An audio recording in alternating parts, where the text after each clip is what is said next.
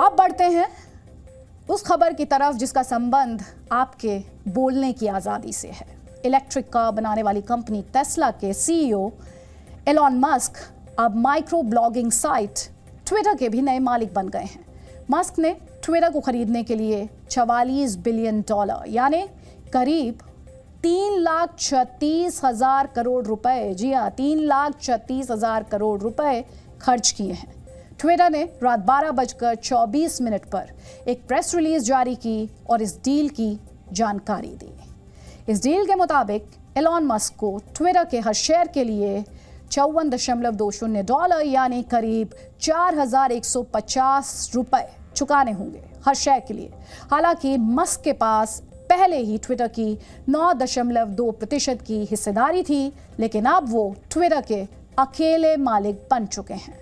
इस डील के बाद कंपनी में पूरी 100% हिस्सेदारी एलॉन मस्क की होगी। यानी आप कह सकते हैं कि टेस्ला की तरह ट्विटर अब एलॉन मस्क की प्राइवेट कंपनी बन जाएगी। लेकिन आज आपको ये जरूर जानना चाहिए कि दुनिया के सबसे अमीर आदमी को ट्विटर जैसी कंपनी में ऐसा क्या दिखा कि वो इसे खरीदने के पीछे पड़ गए। ट्विटर की बैलेंस शीट बेहद खराब रही है। इस कंपनी ने ज्यादातर वक्त घाटा ही झेला है, लेकिन बावजूद इसके एलॉन मस्क ने ट्विटर के लिए इतनी बड़ी रकम खर्च कर दी और अब वो इसके नए मालिक बन गए हैं। इससे पहले हम आपको ये बताएंगे कि मस्क के दिमाग में ट्विटर खरीदने का विचार आखिर कब आया था। बात करीब 4.5 साल पुरानी है। 21 दिसंबर 2017 को रात के 11:20 पर टेस्ला के फाउंडर एलॉन मस्क ने एक ट्वीट किया। उन्होंने ट्वीट में लिखा, I love Twitter. Elon Musk के इस ट्वीट के जवाब में अमेरिकी पत्रकार डेव स्मिथ ने कमेंट किया और पूछा कि फिर आप इसे खरीद क्यों नहीं लेते। डेव स्मिथ के सवाल पर एलॉन मस्क ने जवाब दिया और उनसे पूछ लिया कि इसकी कीमत कितनी है। इसका मतलब है कि एलॉन मस्क ने ट्विटर को खरीदने के लिए उसी वक्त से मन बना लिया था। वो सिर्फ सही वक्त का इंतजार कर रहे थे। इस ट्वीट के 52 महीने बाद 26 अप्रैल 2022 को एलॉन मस्क ने ट्विटर को खरीद लिया। इससे पहले मस्क ने इसी महीने 4 अप्रैल को पहली बार ट्विटर में 9.2% शेयर खरीदने की जानकारी दी थी। फिर उन्होंने 10 दिन बाद 15 अप्रैल को ट्विटर को पूरी तरह खरीदने का ऑफर दिया। उस वक्त ट्विटर के शेयर होल्डर्स में से एक सऊदी प्रिंस अल वलीद बिन तलाल ने एलॉन मस्क के ऑफर को ठुकरा दिया था, लेकिन करीब 10 दिन तक बैठक करने के बाद ट्विटर का बोर्ड एलॉन मस्क का ऑफर ठुकरा नहीं सका। एलॉन मस्क ने 2 सप्ताह पहले कहा था कि ट्विटर में जबरदस्त क्षमता है, लेकिन इसे अनलॉक किए जाने की जरूरत है और वो इस काम को कर दिखाएंगे। अब यहाँ आपके लिए जानना भी जरूरी है कि आखिर एलॉन मस्क के दिमाग में ऐसा कौन सा प्लान है जिसके जरिए वो ट्विटर को एक घाटे वाली कंपनी से मुनाफा कमाने वाली कंपनी में बदल देंगे। हम आपको कुछ पॉइंट्स में बताएंगे कि ट्विटर को लेकर एलॉन मस्क का ब्लूप्रिंट क्या है, वो ट्विटर की चिड़िया के साथ क्या करेंगे। एलॉन मस्क खुद को फ्रीडम ऑफ स्पीच का सबसे बड़ा पक्षधर बताते हैं। ट्विटर ने जब पूर्व अमेरिकी राष्ट्रपति डोनाल्ड ट्रंप को बैन कर दिया था, तब भी मस्क ने इसका विरोध किया था और उन्होंने कहा था कि वो इस प्लेटफॉर्म को सुधारना चाहते हैं। यही नहीं, इसी साल 25 मार्च को भी मस्क ने ट्विटर पर एक चुनाव करवाया था। उन्होंने सवाल पूछा था कि क्या ट्विटर फ्री स्पीच यानी अभिव्यक्ति की आज़ादी का ठीक तरह से पालन कर रहा है। एलॉन मस्क के इस सवाल पर 70% से ज़्यादा लोगों का जवाब था नहीं। एलॉन मस्क कहते हैं कि फ्री स्पीच सबके लिए बहुत आवश्यक है और लोगों को कानून का पालन करते हुए अपने नज़रिए को सबके सामने रखना चाहिए। एलॉन मस्क ने ट्विटर में एक और बड़े बदलाव के संकेत भी दिए थे। उन्होंने ट्विटर पर ही एक पोल के जरिए लोगों से सवाल पूछा था कि क्या वो ट्विटर में एडिट बटन का ऑप्शन देखना चाहते हैं। इस समय ट्विटर पर जो कुछ भी एक बार लिखकर ट्वीट कर दिया जाता है, उसे ऑनलाइन एडिट करने की या उसमें बदलाव करने की कोई व्यवस्था नहीं है। हालांकि ट्वीट को डिलीट किया जा सकता है।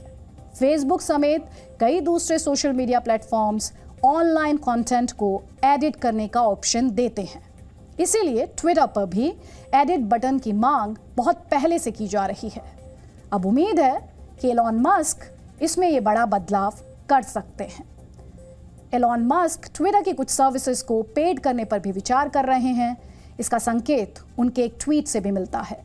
एलॉन मस्क ने 9 अप्रैल को एक ट्वीट किया था। इसमें दुनिया के सबसे ज़्यादा फॉलोअर्स वाले टॉप 10 ट्विटर हैंडल्स के नाम थे। इस लिस्ट को रिट्वीट करने के बाद मस्क ने लिखा कि इनमें ज़्यादातर लोग कभी कभारी पोस्ट करते हैं और बहुत ही कम कंटेंट डालते हैं। इसके बाद उन्होंने एक दूसरा ट्वीट किया और कहा कि ट्विटर ब्लू के लिए सब्सक्राइबर्स से कुछ भुगतान लिया जाना चाहिए। ट्विटर ब्लू सर्विस में यूजर्स को कुछ प्रीमियम सर्विसेज मिलती हैं। इसमें एक्सक्लूसिव कंटेंट तक पहुंच और एड फ्री सर्विस ऑफर किया जा सकता है।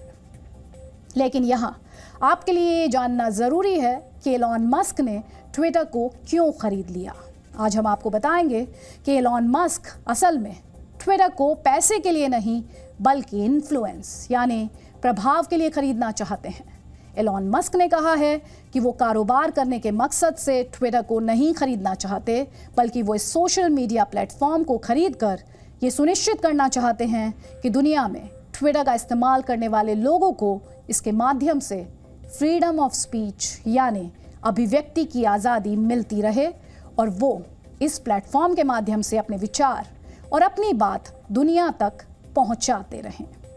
सच ये है कि एलॉन मस्क ने ट्विटर को घाटे में होने के बावजूद इसलिए खरीदा क्योंकि वो इसकी सॉफ्ट पावर को जानते हैं। एलॉन मस्क अच्छे से जानते हैं कि अगर ट्विटर का नियंत्रण उनके हाथों में आ गया तो वो दुनिया के बड़े बड़े इन्फ्लुएंसर्स और ब्लू टिक यानी वेरीफाइड लोगों को आसानी से इन्फ्लुएंस यानी प्रभावित कर पाएंगे। ट्विटर की इसी सॉफ्ट पावर को हम आपको आंकड़ों के जरिए समझाते हैं। वर्ष 2021 में ट्विटर के एक्टिव यूजर्स की संख्या बढ़कर लगभग 40 करोड़ हो चुकी है, जिसमें से 20 करोड़ 60 लाख यूजर्स हर दिन ट्विटर एक्सेस करते हैं। ट्विटर के सबसे ज़्यादा 7 करोड़ 30 लाख यूजर्स अमेरिका में हैं। इसके बाद इस सूची में जापान का नंबर आता है, जहां ट्विटर के 5 करोड़ 55 लाख यूजर्स हैं। भारत में ट्विटर का इस्तेमाल करने वाले लोगों की संख्या 2 करोड़ 21 लाख है। इसके अलावा ट्विटर पर बराक ओबामा से लेकर जस्टिन बीबर और भारत के प्रधानमंत्री नरेंद्र मोदी से लेकर एलॉन मस्क तक हैं, यानी दुनिया के सभी बड़े सेलिब्रिटीज, चाहे वो राजनीति में हो, अभिनेता हो, खिलाड़ी हो या किसी और क्षेत्र के इन्फ्लुएंसर्स हों, वो सभी ट्विटर का इस्तेमाल करते हैं। ट्विटर का प्रभाव उसके बिजनेस के साइज और यूजर्स की संख्या से काफ़ी बड़ा है, क्योंकि ये प्लेटफॉर्म लोगों को एक ऐसा मंच देता है जहां खबरें भी ब्रेक होती हैं, नैरेटिव्स भी गढ़े जाते हैं और यही बात ट्विटर को एक शक्तिशाली टूल के रूप में स्थापित करती है। ट्विटर से किसी देश की सरकार के खिलाफ अभियान भी चलाए जा सकते हैं। एलॉन मस्क ये भी जानते हैं कि वो ट्विटर की मदद से दुनिया के छोटे बड़े सभी देशों की सरकारों को ब्लैकमेल करने की क्षमता हासिल कर सकते हैं और इसका इस्तेमाल अपनी नीतियों और बिजनेस मॉडल को लागू करने के लिए कर सकते हैं। एलॉन मस्क के ट्विटर खरीदने पर सबसे कड़ी प्रतिक्रिया विश्व के दूसरे सबसे अमीर व्यक्ति और अमेज़न के सीईओ जेफ बेजोस की तरफ से आई।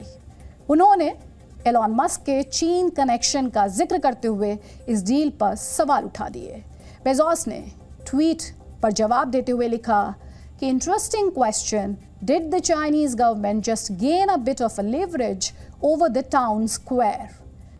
इससे पहले एलॉन मस्क ने ट्वीट किया था, free speech is the bedrock of a functioning democracy and Twitter is the digital time square where matters vital to the future of humanity are debated. उनके इसी बयान के बाद जेफ बेजोस ने ये प्रतिक्रिया दी। उन्होंने एक के बाद एक कई ट्वीट किए। अब आपके लिए जानना ज़रूरी है कि जेफ बेजोस ऐसा क्यों कह रहे हैं और क्या इस डील से चीन को कोई फ़ायदा हो सकता है। इसके लिए आपको चीन में एलॉन मस्क के बिजनेस मॉडल पर नज़र डालनी होगी। मस्क की टेस्ला कंपनी जो इलेक्ट्रिक कारें बनाती है, उसका दूसरा सबसे बड़ा बाजार चीन में है। वर्ष 2021 में अमेरिका के बाद टेस्ला ने अपनी सबसे ज़्यादा गाड़ियां चीन में बेची। चीन में टेस्ला के कई मैन्युफैक्चरिंग प्लांट्स हैं। चीन की सरकार ने एलॉन मस्क को टेस्ला के प्लांट लगाने के लिए भरपूर मदद भी दी। उन्हें कई तरह की सब्सिडी, टैक्स में छूट और सस्ती दरों पर कर्ज भी दिया गया। यही नहीं, टेस्ला की कारों में जो बैटरी यूज होती है उसका सबसे बड़ा सप्लायर भी चीन है। यानी चीन और मस्क के कारोबारी रिश्ते एक दूसरे के सहयोग पर ही टिके हैं। इस समय तो चीन ने ट्विटर पर बैन लगा रखा है, लेकिन अब सोशल मीडिया पर लोग सवाल पूछ रहे हैं कि क्या मस्क अपने कारोबारी पार्टनर चीन का ध्यान रखेंगे? क्या अब ट्विटर दुनिया भर में चीन की इमेज ब्रांडिंग का काम तो नहीं करने लगेगा? वैसे तो एलॉन मस्क की फ्री स्पीच वाली दलील लोगों के गले इसलिए भी नहीं उतर रही क्योंकि जब चीन में टेस्ला का विरोध हो रहा था तो एलॉन मस्क ने चीन की सरकार से आग्रह किया और चीन के तमाम सोशल मीडिया प्लेटफॉर्म से टेस्ला के खिलाफ लिखी गई पोस्ट को हटवा दिया। यही नहीं, उनकी कंपनी ने भी जब एक कर्मचारी ने अपनी आवाज़ उठाने की कोशिश की तो उसके खिलाफ कार्रवाई की गई। अब लोग डरे हैं। उन्हें लग रहा है कि एलॉन मस्क ट्विटर का अपने निजी फायदों के लिए इस्तेमाल कर सकते हैं। यही वजह है कि जैसे ही ट्विटर के बिकने की जानकारी सामने आई, ट्विटर पर क्विट ट्विटर ट्रेंड करने लगा। कई बड़ी हस्तियों ने ट्विटर छोड़ने की घोषणा कर दी। जमीला जमील, जॉर्ज तखे, रॉब रेनर जैसे कई हॉलीवुड कलाकारों ने भी ट्विटर छोड़ने की बात कही। अब हम आपको बताएंगे कि ट्विटर के बिकने के बाद कंपनी के सीईओ पराग अग्रवाल का क्या होगा। पराग अग्रवाल नवंबर 2021 में ट्विटर के सीईओ बने थे। उन्हें ट्विटर के संस्थापक जैक डॉर्सी के इस्तीफे के बाद कंपनी का सीईओ बनाया गया था। उन्हें ट्विटर का सीईओ बने हुए सिर्फ 5 महीने ही हुए हैं। हालांकि वो ट्विटर से पिछले 10 साल से जुड़े हैं और सीईओ बनने से पहले वो ट्विटर के चीफ टेक्निकल ऑफिसर थे। ट्विटर से पहले पराग माइक्रोसॉफ्ट और याहू के साथ काम कर चुके हैं, लेकिन अब वो सीईओ रहेंगे या नहीं, इस पर सवाल उठने लगे हैं। एलॉन मस्क के ट्विटर खरीदने के बाद पराग ने एक ट्वीट किया और अपनी टीम के काम की तारीफ की। उन्होंने कहा कि ट्विटर पूरी दुनिया में प्रासंगिक और प्रभावी है। मुझे अपनी टीम पर गर्व है। उनके इस ट्वीट के बाद ही उनकी कंपनी छोड़ने की अटकलें लगाई जाने लगी। लेकिन अगर पराग को ट्विटर से हटाया जाता है तो ये एलॉन मस्क को महंगा पड़ेगा। एक रिसर्च फर्म का दावा है कि अगर पराग को ट्विटर से 12 महीने पहले हटाया जाता है तो एलॉन मस्क को उन्हें $42 मिलियन यानी करीब 321 करोड़ रुपए देने होंगे। यानी पराग अग्रवाल को नौकरी से निकाले जाने पर भी इतना पैसा मिलेगा कि कर्मचारियों की किस्मत पर ताला लग सकता है।